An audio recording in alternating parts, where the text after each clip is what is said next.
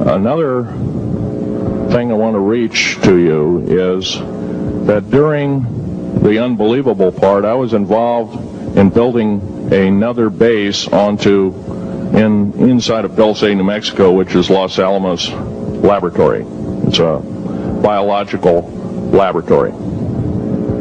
On the southwest part of the Archuleta Mesa, we built an underground facility, a better part of 3 cubic miles hollowed out underground. Then to the southwest of that, we were in the process of the early stages of building. We drilled 4 large tunnel-like holes. Some of them ran 2.5 miles under the surface. Number of the original wells or drilling machines that were used were at the rate of 2 miles a day. It was fairly rapid. The equipment kept coming up broken. So we wanted to go down and we wanted to send somebody down there, a human observer, or human observers in this case, to find out what was going on. Well, to our total surprise, first of all, the government knew all about it. They didn't tell anybody.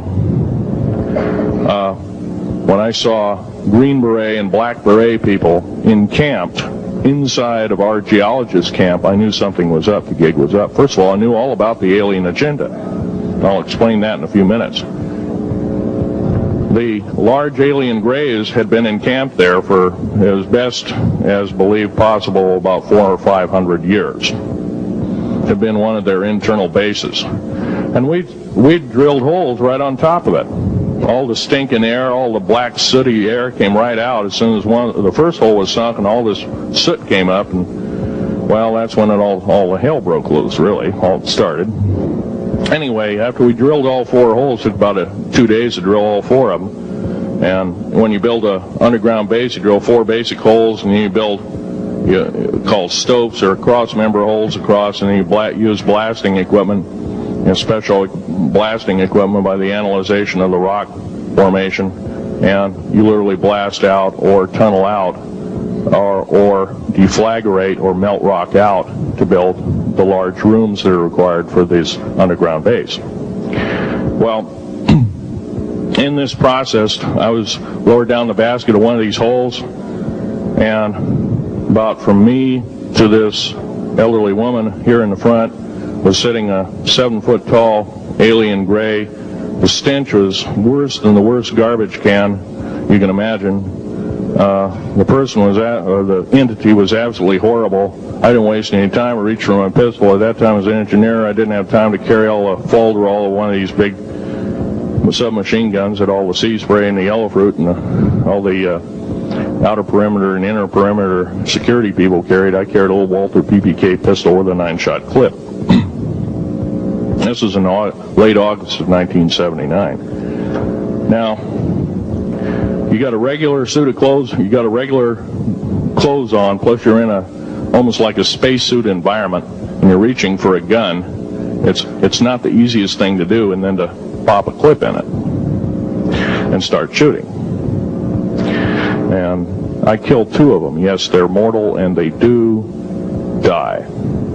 However, in the process, one of them did this. All I remember is that he just kind of waved his hand in front of his chest, and the next thing I know, this blue beam hit me and just literally opened me up like a fish, and burnt my fingers right off of me. And it was some form of electrical force, because the kind of like being hit by a lightning bolt burned all my toenails off of me. Completely crispy crittered my left foot, burnt the shoe right off of me.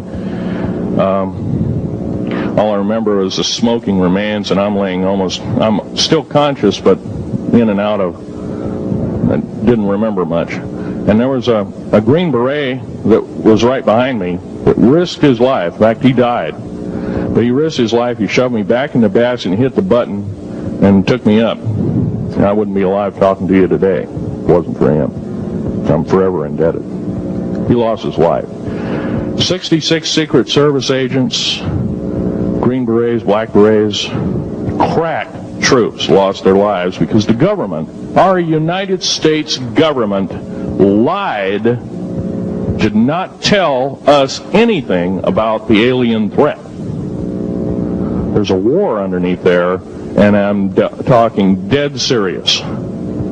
It's been going on since that time. Since late August of 1979, our military, the Russian military, basically the militaries of the world, have been in constant conflict with the outer space alien. The small gray, the large gray, the reptilians, the whole thing. There are 11 distinct races of aliens. 2 are benevolent. 1 had to leave here in a hurry because their world is under attack, both on the surface as well as underground. There, the Pleiadians. They're familiar. Maybe some of you are familiar with that. Would some of you raise your hands who've heard of Billy Meyer and some of the, very good, about half the group. Well, Billy Meyer is one of these lucky people that they figured, well, he's kind of a simple type, we'll show him everything. Well, these are the benevolent aliens, and they've been here helping us. In fact, I have a picture, let me reach for it here.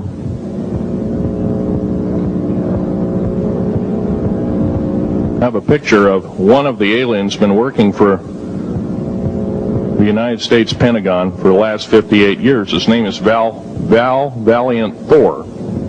He's right here. There's my father in the background. This whole place, the ready room of the USS Eldridge, Al Bielek has probably explained, or maybe even shown you this picture. There's a list of some of the notable people in it. They're all the atomic bomb scientists of the day, all the time variant experimentalists of the day, all the top physicists of that particular day. This was in August of 1943. Now this guy has not changed one iota in 58 years. Started work, he came here, crashed here or whatever, whether he's under duress or not. He started work for our U.S. Navy and military operations in 1937, either 37 or 38 is what I've been told. So it's for 58 years, this man's been employed, probably under duress. If you don't do as we say, we're just going to use you for alien bait or something, I don't know. But anyway, he basically hasn't changed. He lives for 490 years, is what he says his lifespan is. Now, he's supposedly a semi-benevolent, he's a human-looking type person. He has 6 fingers and 6 toes, and he's got one oversized heart, 1 lung, giant lung. His blood vessels are bigger. He's got copper oxide for blood, similar to an octopus. His brain capacity, 300 centimeters greater than ours. He has a thinking capacity, IQ, if you were to measure it, be totally off the scale, be about a 1200 IQ. He speaks 100 languages fluently, alien as well as others. He's a remarkable person. I had a chance to meet him one time.